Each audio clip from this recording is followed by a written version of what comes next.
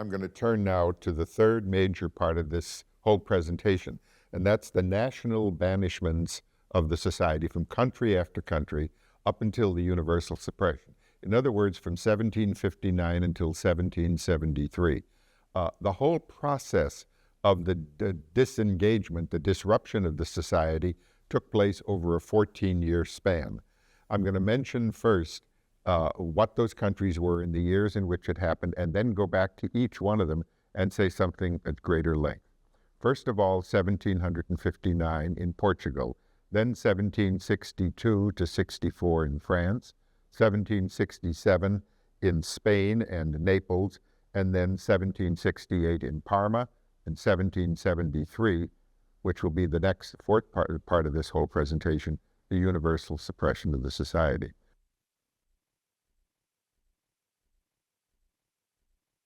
So let's move back now to Portugal, 1759.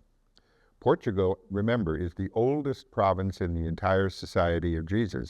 It began itself in 1540, and it was founded by one of the 10 founders of the Society of Jesus, Simon Rodriguez. It was woven completely into the fabric, intellectual, political, social, cultural, governing fabric of Portugal by the time we reach here in the 1750s. All the way in, as I said, into the fabric of the country. There were 850 Jesuits in Portugal alone, almost the same number in the Portuguese colonies, especially in Brazil, which was a flourishing place for the society itself, and I think some in places in Africa, such as Mozambique. There were 20 colleges of the society in Portugal, and another 20 or 30 colleges in the colonies of Portugal.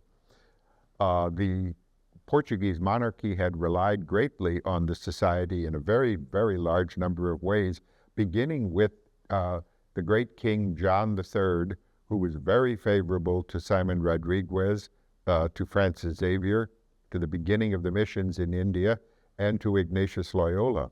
And if we want to worry about the idea that the Jesuits became confessors of kings, guess who we can blame for that? Ignatius Loyola himself. Because when John asked the Jesuits take on that job as confessors for himself and the royal family, the then superior in Portugal wrote to Ignatius and said he thought this was far too perilous a job to take on. Ignatius wrote back and said no, it wasn't, that it was not a danger to the religious life, first of all. Secondly, that we owed it to this great benefactor. And third, since so much of the good or evil effects in a country depended upon the king, think how important it was to influence the king in these ways. A little bit of history that goes back before the suppression, but got us caught up in all of the work of the society in Portugal. The Jesuits by 1750s had been confessors for a very large number of members of the royal family. The king himself, John, as I said, John V, was a very pious man. He had written to Rome and sent a large stipend so that he might be called His Faithful Majesty and His Apostolic Majesty. You will remember, of course, that the various kings in Europe asked for those kind of titles.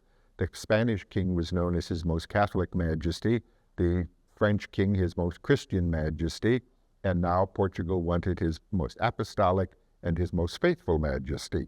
He also sent a large amount of money to Rome so that the Archbishop of Lisbon could be called a patriarch, an equal amount of money so that the cathedral chapter could dress as cardinals.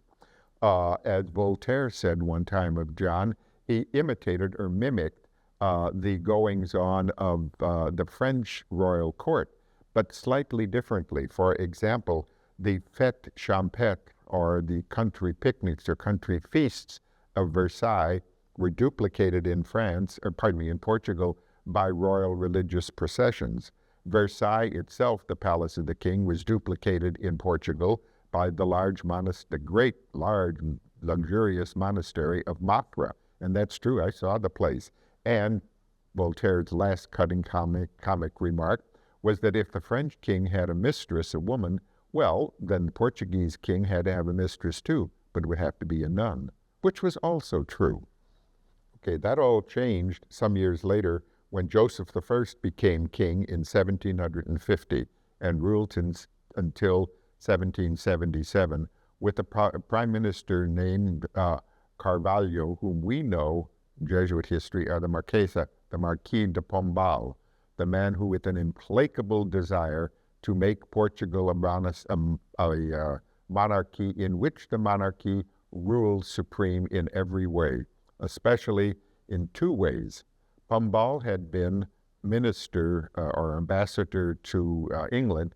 He came back an utter Anglophile, convinced that the prosperity of England depended upon, first of all, its fostering of commerce, and secondly, upon the absolute control of the church by the English government.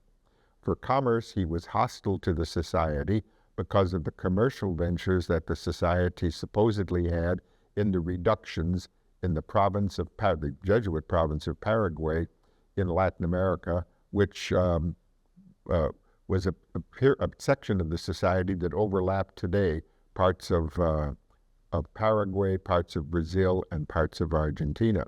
He was convinced the Jesuits were mining gold and hiding it there. And not at all true, as a matter of fact. It was a prosperous place, but that was because they had a rationalized system of agriculture in the various reductions there with the thousands of natives who were living in those reductions. That was number one. He was going to take over commercial opportunities and have a monopoly on all of those and move the Jesuits out of what he saw as poaching on the royal prerogatives. More importantly, as far as the church goes, he was determined that the monarchy would run the church in Portugal, as I had mentioned earlier. The regalist ministers always wanted to do, always saying, for everything except dogma. Among the famous Jesuits at the time in Portugal was a man named Gabriel Malagrida, by this time up in his late 70s or early 80s, the most popular preacher in Portugal, who had no love for the monarchy at all.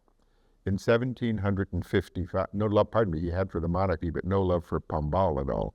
In 1755, the great Lisbon earthquake occurred, as the result of which Voltaire wrote that famous book of his, Candide. Pombal became a hero after the earthquake because as prime minister, he undertook the rebuilding of Lisbon with an energy and a verve and an imagination that was extraordinary.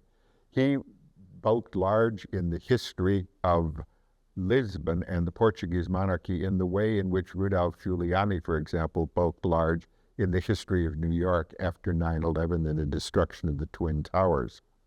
But Malagrida had the misfortune, prescience, or whatever, of preaching and hinting in his preaching that the earthquake was God's punishment, God's vengeance on the sins of the Portuguese, especially on the way in which the Portuguese government was acting toward the church.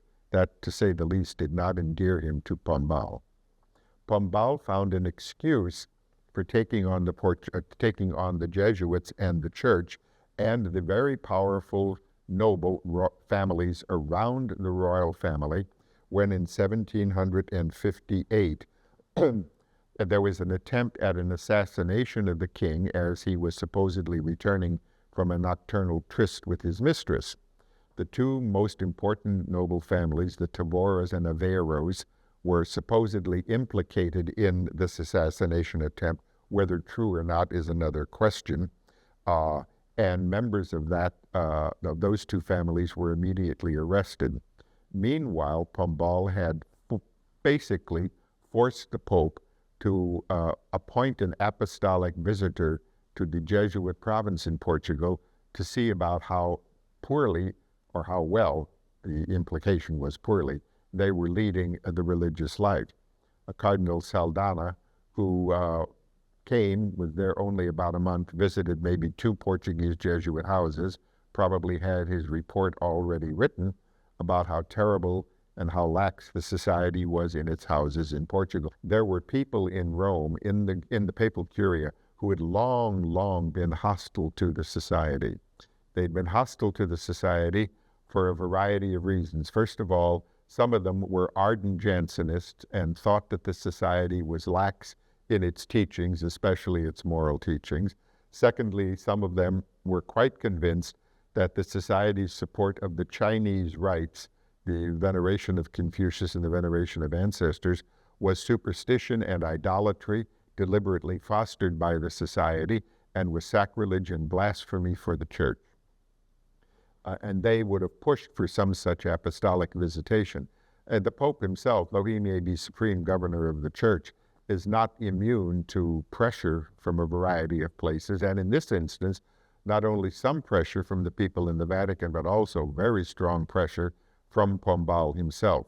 I had neglected to mention that because the Holy See had been earlier resisting pressure, Pombal had threatened to break diplomatic relations with the Holy See. And to break diplomatic relations was always a terrible worry for the Vatican, lest that be the beginning or the presaging of a complete rupture of the Church, such as took place under Henry VIII, for example, in England, maybe 150 to 200 years earlier, which eventually ended up in a completely independent Anglican Church. That's the last thing the Holy See wanted. So you can see why that was what was a concern.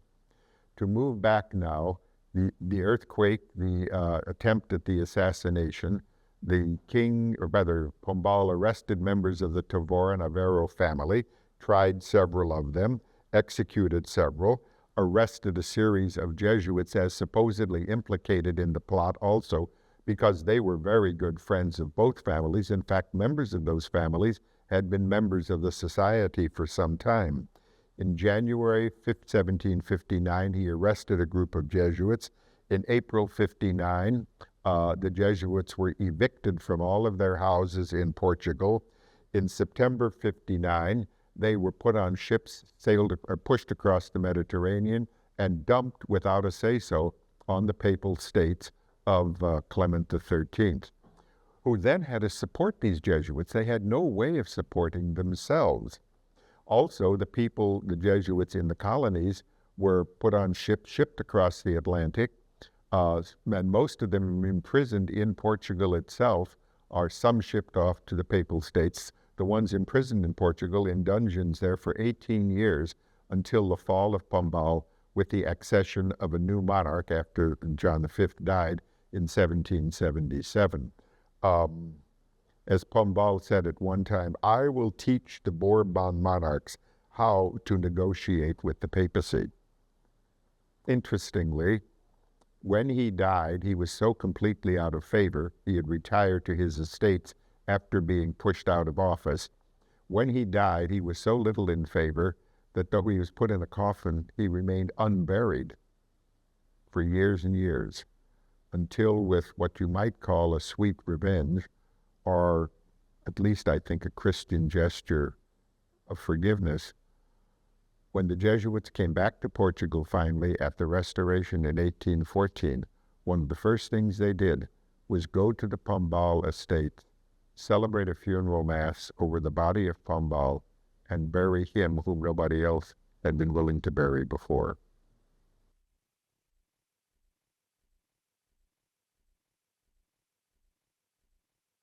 Let's turn secondly to France.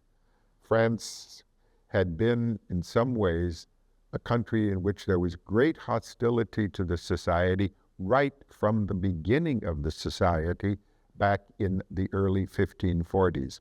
And that must have been, as indeed it was, very painful to Ignatius Loyola. After all, he had studied in Paris. He felt very strongly about the modus parisiensis, the way in which he had been well educated in Paris after the sort of haphazard way in which education had been conducted in Alcalá and Salamanca, where he had been before. A good number, in fact, all of the first 10 founding members of the Society had all been students at the University of Paris, arguably the greatest university in the world at the time. When the Jesuits first came to Paris in 1540, the hostility came from two sources. First of all, from the very Gallican atmosphere, Ecclesia Gallicana, the Latin for the French church.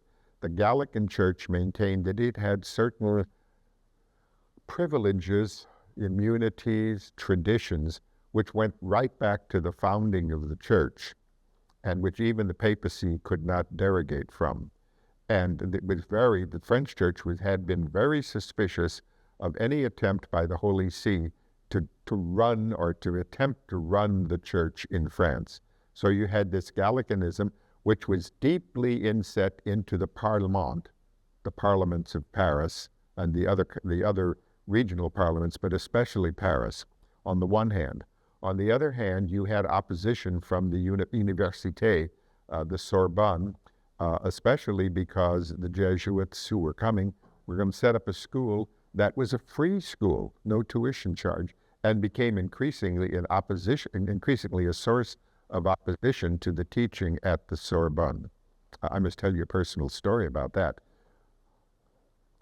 Back in 1968, I guess it was, after les événements, as the French call them, the events of that summer where there was an uprising against de Gaulle and the students were out on the streets and on the barricades, I was in France, and I wanted to see if it were at all possible at the Lycée Louis le Grand, the greatest school the society ever ran. I wanted to see the one little remnant of the building that was left from the time it was a Jesuit school. It was a Jesuit school for almost 200 years, and then the government took it over and still kept the name Lycée Louis le Grand, and it's still one of the most prestigious collèges in all of France. I wanted to see the little piece of it. The whole rest of the place had been rebuilt in the 19th century. So I went to the entrance, to the concierge, and asked if I could, mais c'est impossible. It's absolutely impossible. And given the fact of all those events a few months before, there was a certain amount of security there. They weren't going to let anybody in. I introduced myself as, from the United States, a professor of French history. Well, that helped. That was a point up, and I would dearly love to see this, but no, it's impossible. I kept persisting, asking, and finally the man at the desk, the concierge, said, well, I will ask for the superintendent, I believe it was, sort of the vice principal or the vice president of the school to come down and talk to you. So he came down. I repeated what I had said before. He listened politely. Apparently wasn't going to let me do anything like that. And then I said, and I am a professor of French history, but in addition, monsieur, I am a Jesuit. Vous êtes un Jésuite? You are a Jesuit. Oui, monsieur. Ah, oui, monsieur. C'est vrai. Vous avez raison contre ces salauds. That's right. You're a Jesuit? You were right against those sons of bitches across the street. And he pointed to the Sorbonne, which is directly across the street. He said, you were right about what you wanted to do and how you wanted to do it. What do you want to see here? So I told him what I would like to see. He took me back into the far second, I think it was, inner court of the place, and there was one little section of the building that was left. And it was just a gesture of piety on my part that I wanted to see that place where the society had been so important and so prominent for so long. So important and so prominent that for the Académie Française, the Academy of the 40 immortals in France, 40 members, when one dies, another is elected.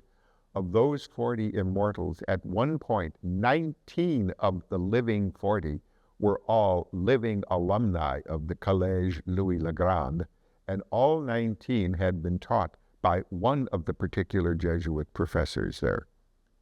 Gives you some idea of what the place was like. And also for those Jesuits of the present day who happen to think that, well, why bother with the arts? That's not part of the history of the society.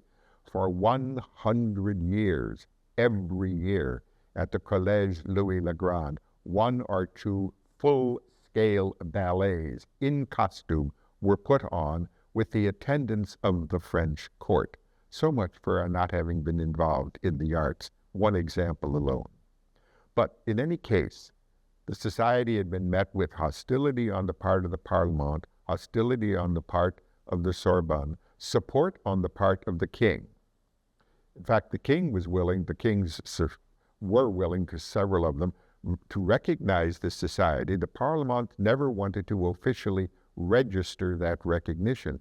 And as a matter of fact, the society finally fully only got full legal recognition as a legal entity with the right to own property and sue and be sued like a corporation. It only got that somewhere about 5 to 10 years ago in France. So there was that problem. On the other hand, as I said, the society had full support from the French monarchy, and probably would, though, have led a difficult existence with the increasing hostility of the philosophes, the Gallicans, and the Sorbonne.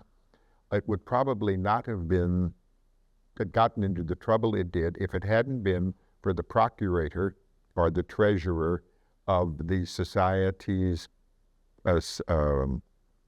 plantations in the Isle of Martinique in the New World, who was responsible for the plantations there from which the society drew some of its income. Remember, every entity in the world, not just the society, not just the church, everybody else at the time drew most of its income from the resources that came from landed property. After all, there was no bingo, there was no Peter's pence, there was no income tax, there was no mission collection in the schools. But the society drew its income from such plantations. One of the procurators treasurers named Lavalette, and responsible for those plantations in Martinique, began to speculate on the produce from the plantations and engaged in large loans from banks. Now, the produce coming back from Martinique on several ships was intercepted by British-supported corsairs in the run-up to the 7 Years' War, which we in the United States know as the French and Indian War. They took over the ships. The society couldn't repay, Lavalette couldn't repay the loans. He had done all of this, by the way, without telling any of his superiors. The banks went into bankruptcy. The society paid the loans the first time. He was forbidden to speculate at all. He continued to do so. The same thing happened a second time. The society again was called upon to pay the loans. They maintained, the province maintained quite correctly, both in canon and civil law, that it wasn't the whole society that was at risk, but only a particular province. But the parlements wanted to get the whole of the society in France involved in a lawsuit against them for the bankruptcy and the refusal to pay. At that point, I think it was the case that to try to convince the parlements that this was all wrong, the society showed a willingness to show to the parlements that we were not a bad group. We were willing to show them our constitutions. Well, a situation that most of us would never think of today, those were technically secret documents. Some of us are old enough to remember in a lot of Jesuit documents or books when we were growing up in the society was the phrase ad usum nostrorum tantum, for the use of ours alone. The constitutions were among them. The constitutions were given to the Parlement of Paris. Presumably you, who are in tertianship, have been reading the constitutions, but what the Parlement of Paris did was make wonderful hay of what was there, and to show you how the hatred of the society, or the craziness against the society, how far it had gone, and how far it was out of all bonds of reason, far worse, for example, to take another example, than the whole anti-communist witch hunt of the McCarthy years in the United States. Let me read you a few of the accusations proved, according to the Parlement of Paris, of which the society was guilty. These are excerpts from, and I'm going to read them directly, lest you think I'm making these all up. They're excerpts from the decree of the Parlement of Paris, August 6, 1762, giving reasons for outlawing the Society of Jesus in France. It's an English translation. And this is only a small portion of what they're saying. Quotations. The society, called the Company of Jesus, inadmissible in any civilized society as being contrary to natural law, subversive of all authority, spiritual as well as temporal, tending under the specious veil of a religious institute to introduce into the church and into states not an order which aspires to evangelical perfection, but a political body whose essence is a continual activity in order to obtain an absolute independence and then the usurpation of all authority, is guilty of simony, blasphemy, sacrilege, magic, witchcraft, astrology, irreligion, idolatry, superstition, immodesty, theft, parricide, homicide, suicide, and regicide. And as if that isn't enough, of course, it goes on. Their doctrines have at all times been favorable to the schism of the Greeks, subversive of the dogma of the procession of the Holy Spirit, favoring Arianism, Socinianism, Sabellianism, Nestorianism, unsettling the certainty of dogmas concerning the hierarchy, the sacrificial rites, the sacraments, overturning the authority of the Church and the Apostolic See, favoring the Lutherans, the Calvinists, and other innovators of the 16th century, reproducing the heresy of Wycliffe, renewing the errors of Tychonius, of Pelagius, of the semi-Pelagians, etc., etc., etc. Contrary to the examples, contrary to the maxims of the gospel, to the examples of Jesus Christ, to the teachings of the apostles, the opinions of the fathers, decisions of the church, to the certainty of life and honor of princes, their ministers, their magistrates, contrary to the repose of families and the good order of civil society, seditious, contrary to natural law, divine law, and positive law, smoothing the way to fanaticism and to horrible carnage, disturbing the society of men, creating an ever-present danger to the life of kings, doctrines whose poison is so fearful and so well attested by their sacrilegious effects that they cannot be viewed without horror. Close quotations. How do you like that? In any case, such was the society supposedly guilty of, and in April 1762, the society, by decree of the Parliament of Paris, was banished. Now you may well ask, what in those circumstances was the king doing? Very simply, the king, Louis XV, was not hostile or opposed to the society as such. He was rather indifferent to it. His family were all in favor of the society. He was not about to fight for it, partly because he needed the support of the Parliament of Paris to raise money for a country that was increasingly sliding close to bankruptcy. He needed that kind of money, and needing the money was not about to engage in hostilities with the Parliament. So he was willing to let the society go under, but he proposed a solution that might have saved it, and that was that the society in France could have its own perpetual vicar general who would rule it effectively independently of the general in Rome. And there were the provincials in France were, as a last desperate measure, probably willing to go along with that. They presented it to Rome, to the general. The general was much against it, but he took it to Clement XIII, to ask, what do you think about this? And Clement made the famous remark that's gone down in Jesuit history from that time. You can only say it well in Latin. It comes out much longer in English, but in Latin, sint ut sunt aut non sint.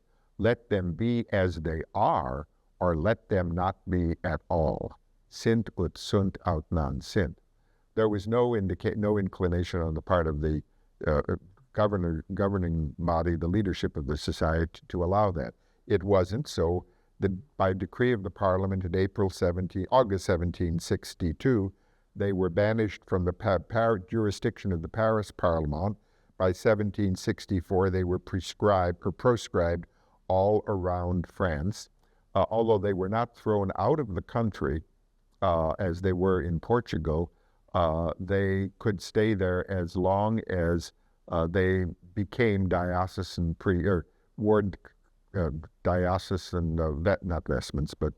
garb, became and functioned as diocesan priests. Their houses were closed. They could not live in community, and they could not live under superiors. That was, to an extent, the end of the society in France itself.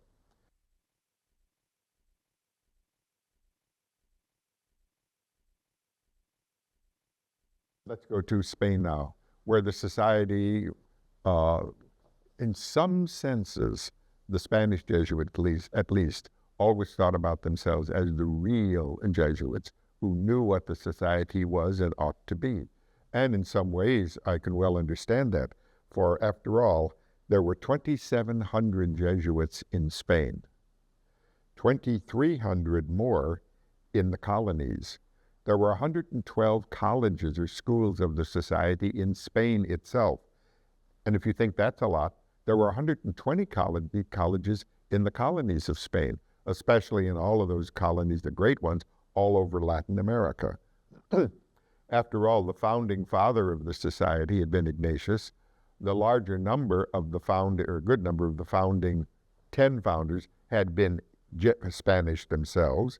The first 3 generals of the society had been Spanish.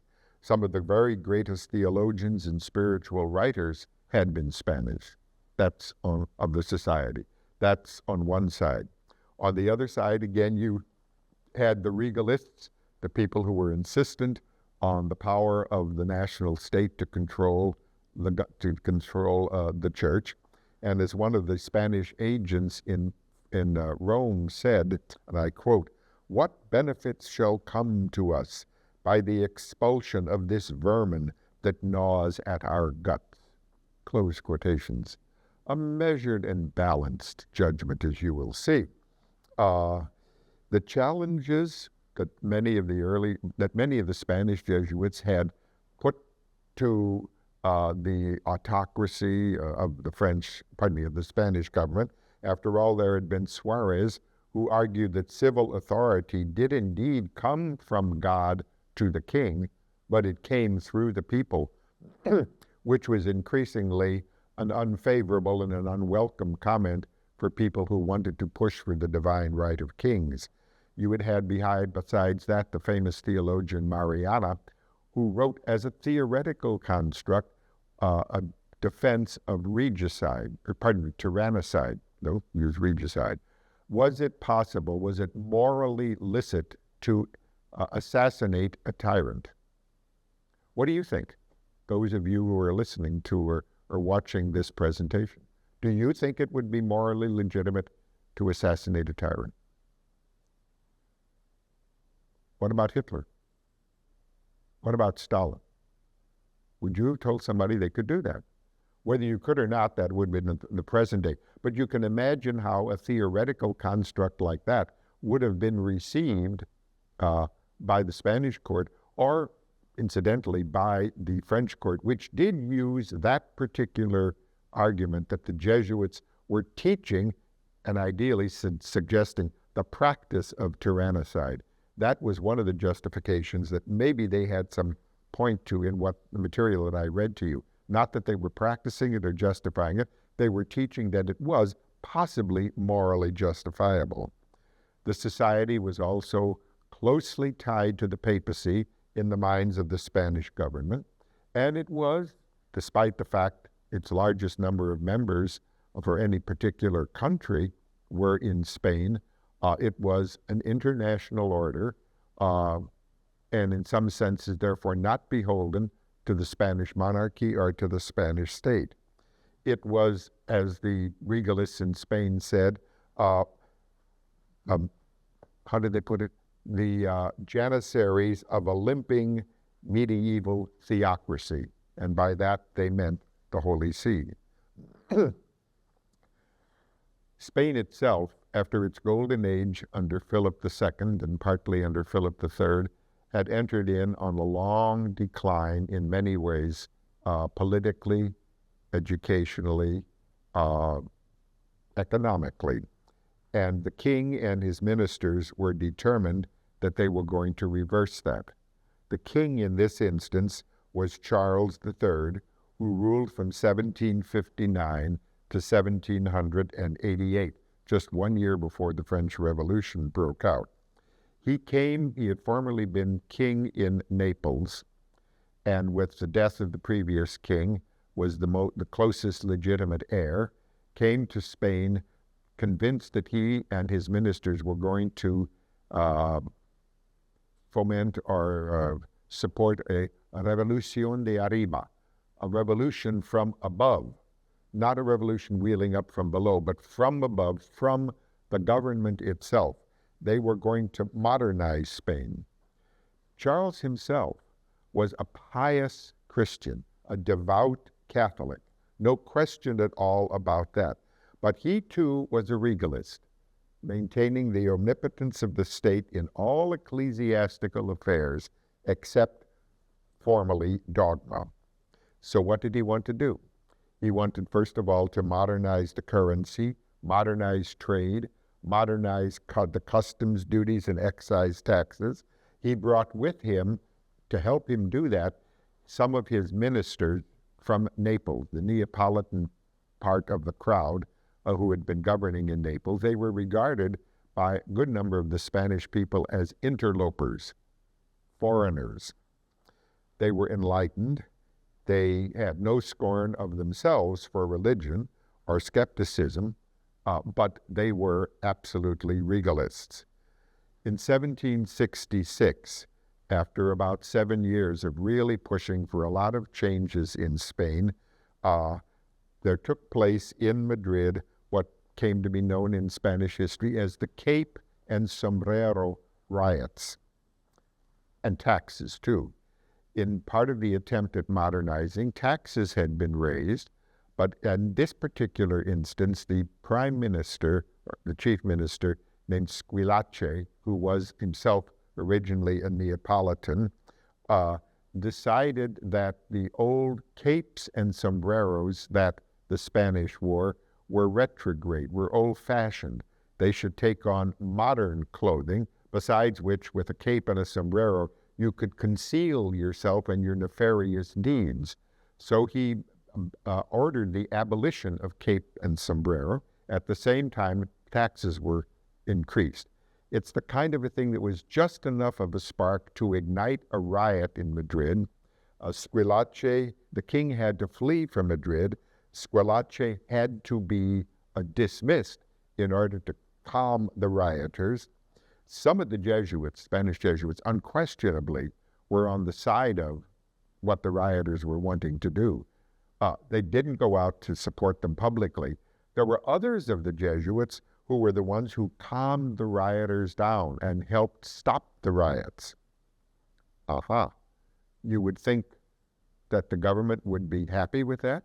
No, that was a handle to the Jesuits' enemies. See, if the Jesuits could stop the riots that easily, who do you think started them? If they could turn them off, who do you think started, who turned them on? So they insisted with the king, and he was all too willing to be convinced, that a commission of inquiry be set up as to what brought on the riots. Of course, the government could never be blamed. It had to be some outside force. The commission of inquiry gets started in January 1767, and it rapidly comes to the conclusion that the Jesuits were responsible for the riots and that they ought to be banished from Spain. In February of 67, the king formally okays the banishment of the society. On March 20th began one of the most efficient operations that the Spanish government in all of its history ever put into effect. Packets were prepared and sent out to the governors of all of the provinces in Spain and to the governor in Madrid with strict orders that between the midnight of March 31st and April 1, the packets were to be opened in the governorships outside Madrid and in Madrid on April 1 to 2, and no earlier, under pain of death for the governors.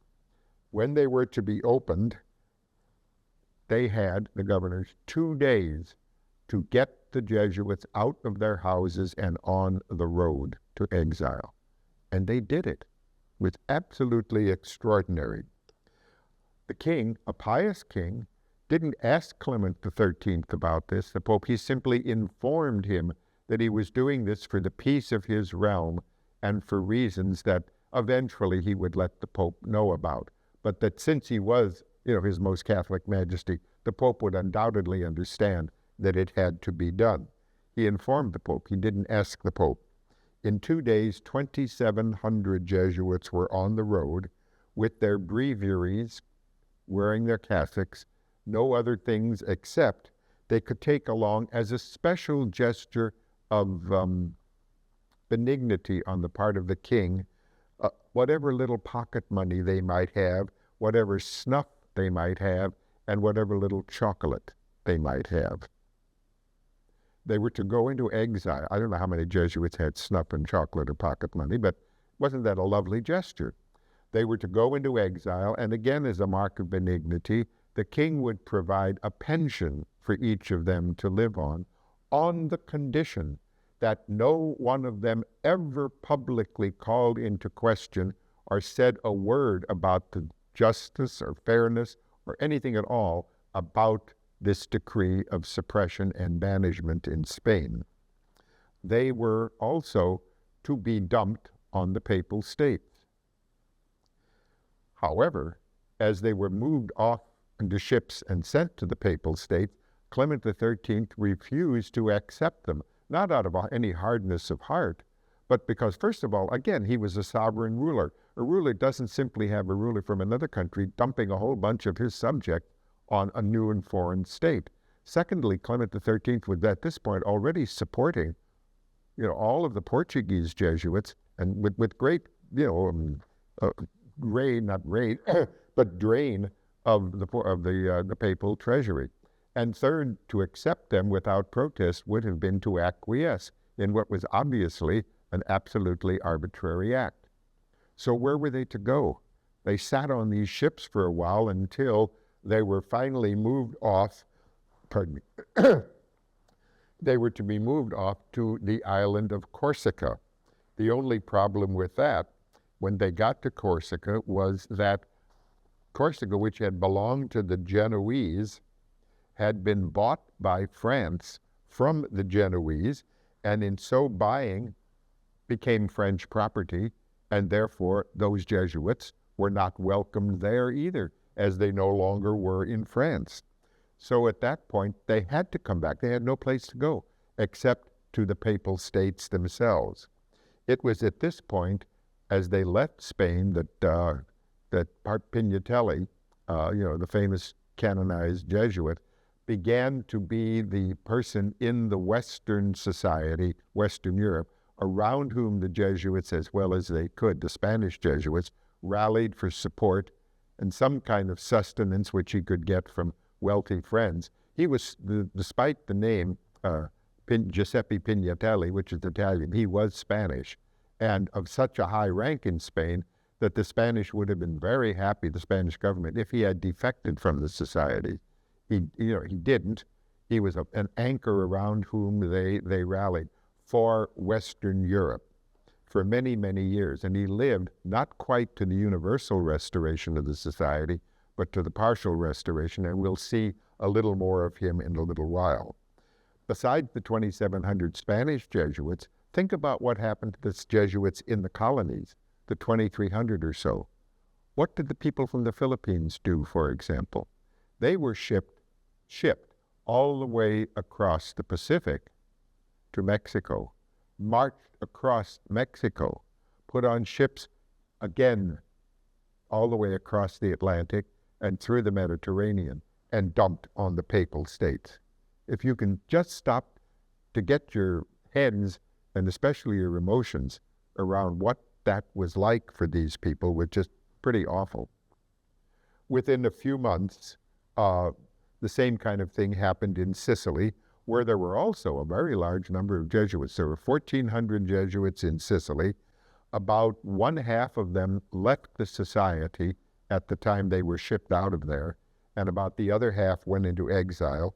And then the next year, in February 1768, Parma, which was effectively ruled by friends of the Spanish monarchy, suppressed the society there too. I mentioned Parma because it's a bittersweet kind of a situation. Parma was originally part of the Papal States at the time of Paul III, who was himself a member of the Farnese family. Remember, that's the Pope that approved the society. He detached Parma from the Papal States in order to give it to his son as a duchy, and it became part of the Farnese family inheritance, the family that came from the very Pope who supported the society, or who approved this society and its foundation, now threw them out. Thus far, we have the suppression, piece by piece by piece, from the major Catholic powers of Western Europe.